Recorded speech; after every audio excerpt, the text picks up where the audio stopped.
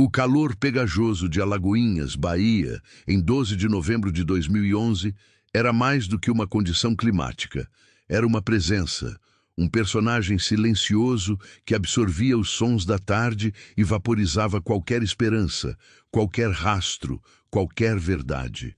Naquele sábado, sob um sol impiedoso que dourava os vastos canaviais que se estendiam até onde a vista alcançava, 7 jovens, cheios de planos e risos, desapareceram sem deixar vestígios.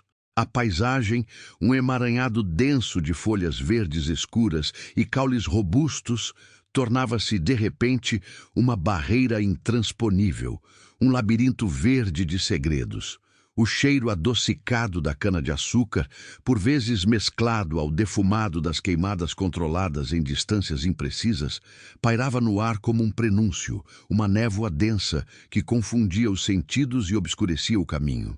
Alagoinhas, com suas raízes fincadas na terra fértil e na história de pequenas comunidades rurais, respirava um ritmo próprio, alheio aos burburinhos urbanos, mas não imune aos seus próprios mistérios. O tempo, naquele pedaço do Nordeste brasileiro, não era medido apenas pelos relógios, mas pelas colheitas, pelas chuvas e pelas lendas que se contavam à beira do fogão. A ausência do asfalto, a poeira avermelhada das estradas vicinais e o murmúrio constante do vento entre as folhas da cana criavam uma atmosfera de isolamento, um palco perfeito para que a realidade se diluísse em incertezas, para que o extraordinário se espreitasse no cotidiano. O sol poente tingiu o céu de tons alaranjados e roxos, lançando sombras longas e distorcidas sobre o horizonte, como se a própria natureza pressentisse a ruptura que se aproximava, o rasgo no tecido da normalidade que deixaria uma ferida aberta na memória coletiva. Foi nesse crepúsculo de uma Bahia profunda que o desaparecimento misterioso dos 7 amigos começou a tecer sua sombria narrativa, transformando uma noite comum em um enigma que desafiaria o tempo e a paciência de muitos. Antes de iniciar, te convido a deixar nos comentários de onde você está nos assistindo e o horário exato em que escuta esta narração. Nos interessa saber até que lugares e em que momentos do dia ou da noite chegam estes relatos documentados. Naquela noite fatídica, os 7, cujos nomes e rostos agora assombram as memórias dos que os conheceram, haviam se despedido de suas famílias com a promessa de um retorno breve, uma despedida casual que se tornaria uma espera eterna. Eram jovens como tantos outros, buscando a diversão simples que a pequena cidade podia oferecer. Um encontro na praça, uma roda de violão, talvez uma festa em alguma fazenda vizinha. Seus nomes: Ana Paula, de 19 anos, Lucas, 20, Mariana, 18, Gabriel, 21, Sofia, 19, Pedro, 20 e Rafael, 22. Ecoavam agora como um mantra doloroso na boca de seus pais. Eles saíram em 2 carros velhos, um Gol vermelho e uma Paraty branca, que seriam encontrados abandonados dias depois, quilômetros adentro de uma estrada vicinal, em meio ao canavial que, àquela altura, já começava a assumir o papel de cúmplice silencioso do mistério. Os veículos estavam intactos, as chaves na ignição, mas sem nenhum sinal de luta ou de que algo grave houvesse acontecido ali, a não ser a ausência inexplicável dos ocupantes. Os telefones celulares dos jovens, quando tentados, só davam caixa postal, uma sinfonia vazia que anunciava o pior, mas não entregava respostas. A notícia do desaparecimento sem explicação se espalhou como um incêndio no rastro da palha seca, atravessando as pequenas vilas, as fazendas isoladas e os povoados vizinhos. Inicialmente, a comunidade se uniu em uma busca desesperada. Vizinhos, amigos, familiares e voluntários vasculharam cada metro quadrado do canavial, das margens dos rios até as encostas dos morros, sob a coordenação de uma polícia local com recursos limitados, mas com a boa vontade de quem conhecia a dura realidade daquele pedaço de chão. A vastidão da plantação, porém, era um obstáculo colossal, com seus mais de 2 metros de altura, formando paredes impenetráveis de vegetação. Os dias se arrastavam, transformando a esperança em angústia, e a angústia em um luto sem corpo, sem fechamento. O mistério se aprofundava a cada hora que passava, sem que uma única pista sólida, um objeto perdido, um vestígio de pegada, emergisse daquela imensidão verde. As mães dos desaparecidos, com seus olhares perdidos e as vozes embargadas, tornaram-se o rosto público da dor, suas súplicas por informações ecoando em cada telejornal local, sem conseguir furar a barreira do esquecimento que já começava a se formar. A investigação de desaparecimento, no início, seguiu os protocolos padrões. Depoimentos de familiares, amigos, vizinhos, checagem de possíveis desavenças, dívidas, relacionamentos amorosos complicados. A polícia trabalhava com hipóteses que iam de um simples sequestro relâmpago que deu errado, a um acerto de contas por motivos desconhecidos ou até mesmo a um sumiço voluntário, embora essa última teoria perdesse força diante da quantidade de pessoas e da falta de um motivo aparente para que todos se unissem em tal empreitada. O delegado responsável, um homem experiente chamado Dr. Almeida, que havia passado a vida desvendando crimes naquelas terras, admitiu publicamente que o caso dos 7 amigos era um dos mais intrigantes e frustrantes de sua carreira.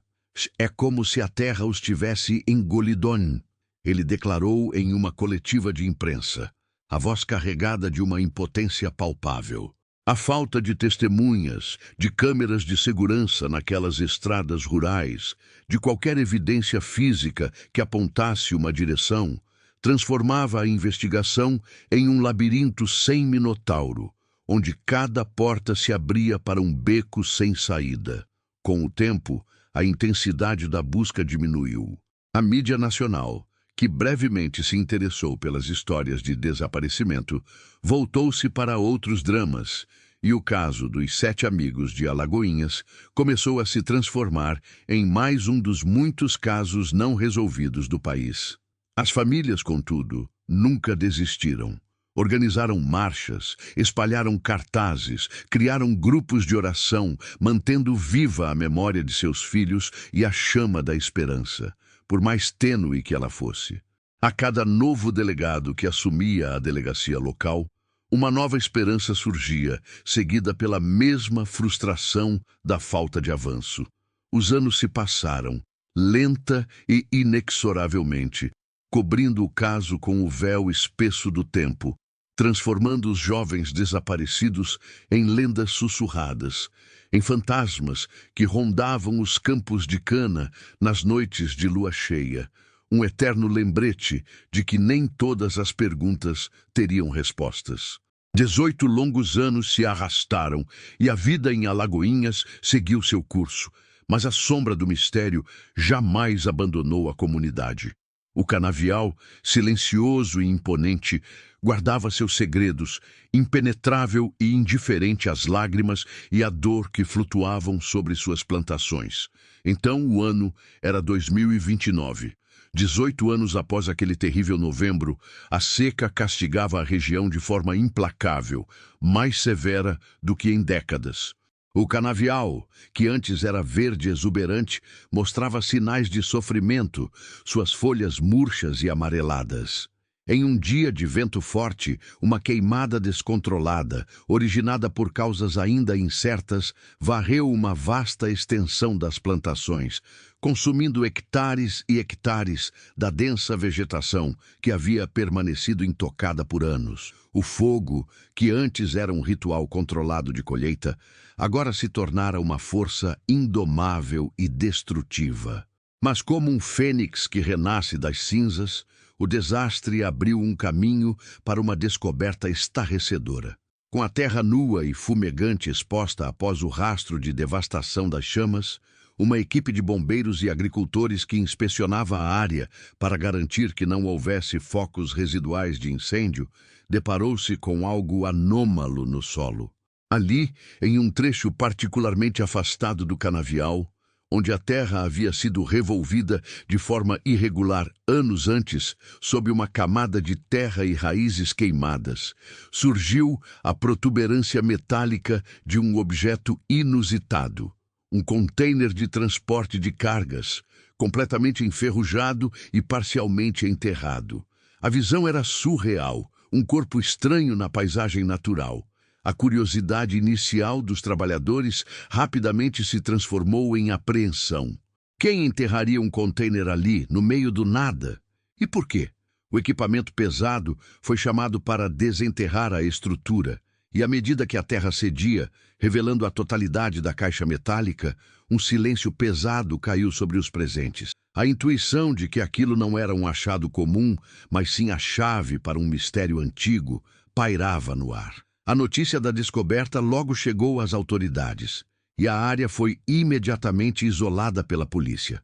O velho doutor Almeida, agora um delegado aposentado, mas ainda vivendo em Alagoinhas, sentiu um arrepio na espinha ao ouvir os relatos.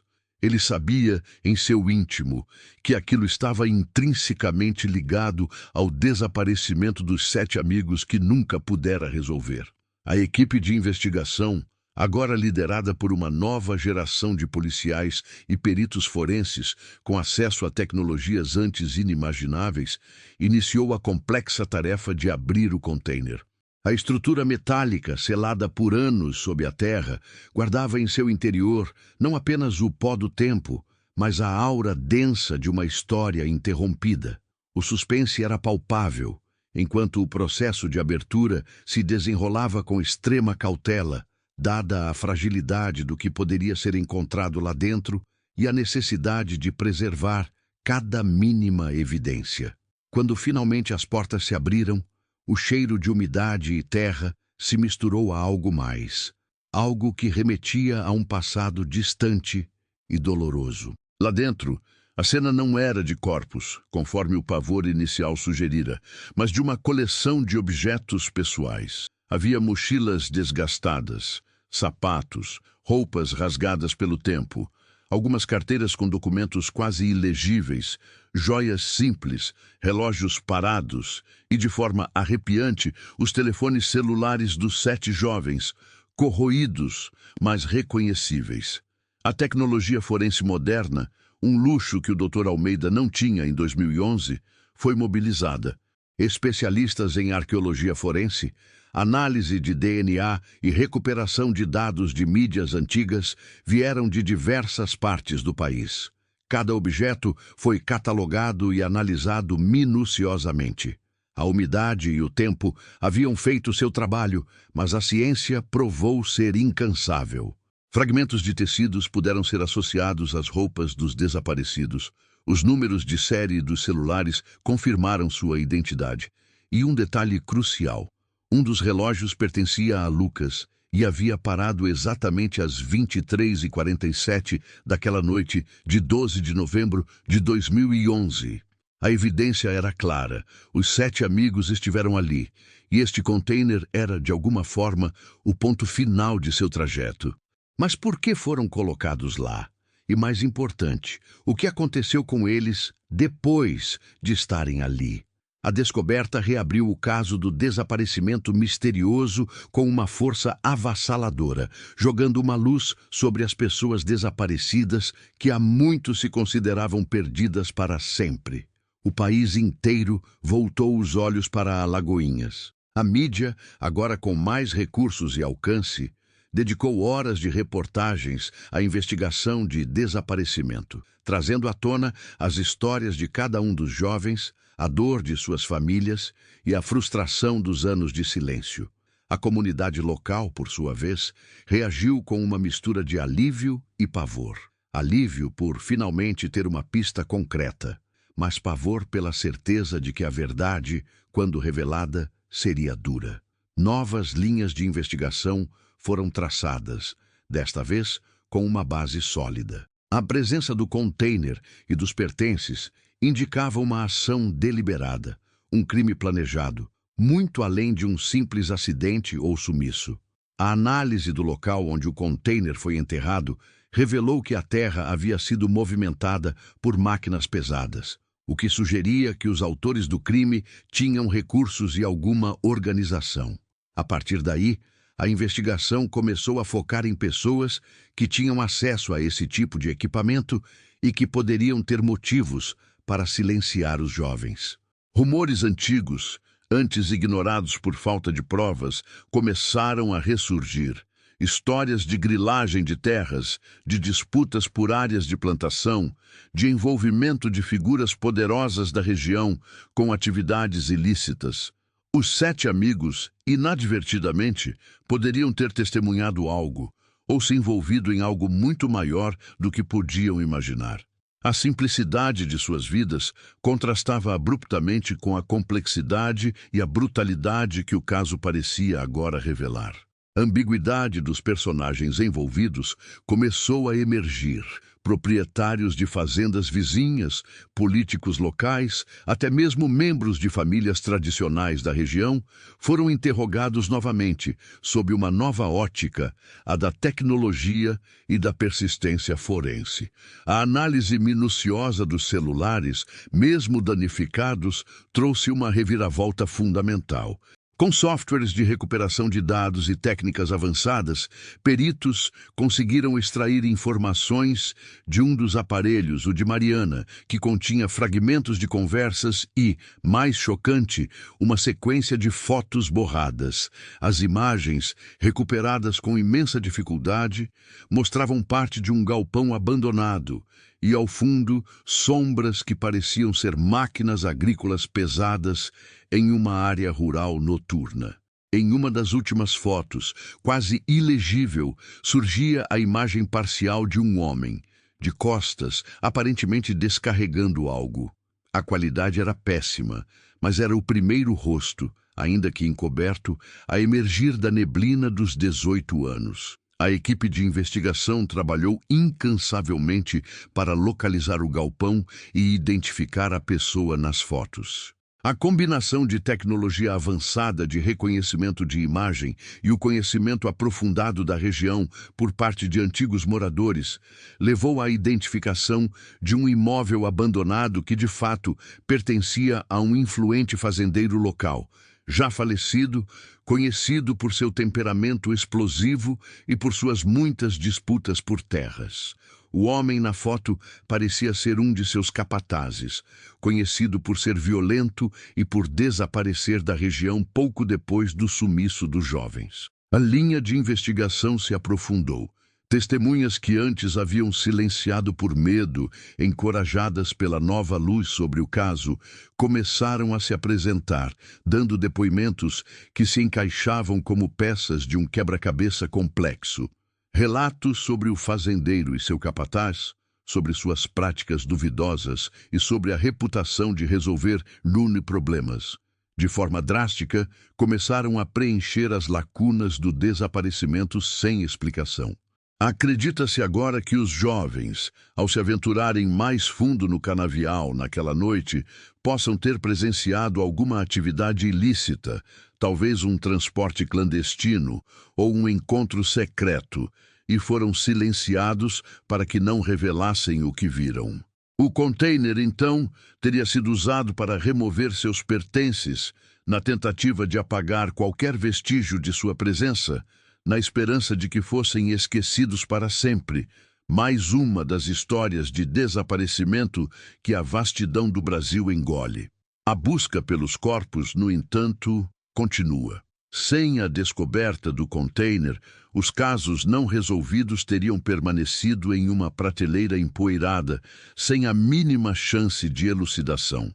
A ressurreição deste caso é um testemunho da persistência, da tecnologia e da esperança, um farol para outras pessoas desaparecidas. Este caso de Alagoinhas, que atravessou quase 2 décadas, é um lembrete contundente de que, embora o tempo possa tentar apagar as marcas, a verdade tem uma maneira própria de emergir das cinzas, das profundezas da terra, dos escombros do esquecimento. O silêncio, por mais que tente abafar os gritos por justiça, não é eterno. O poder, por mais que tente sufocar a memória, é efêmero diante da persistência da busca. As famílias dos 7 amigos, que nunca perderam a fé, agora têm, pela primeira vez em 18 anos, a chance de um fechamento, de uma resposta, de honrar a memória de seus filhos, não como mais um número entre os casos reais de desaparecimento, mas como vítimas de um crime que finalmente começa a ver a luz. A história do canavial de Alagoinhas, onde 7 amigos se perderam na noite e onde um container enterrado revelou o primeiro elo de uma verdade soterrada, nos ensina sobre a força da memória coletiva, a resiliência da investigação de desaparecimento e a importância inestimável de nunca se calar, de nunca desistir, de seguir buscando, mesmo quando a escuridão parece eterna, porque ao final a luz sempre encontra uma fresta.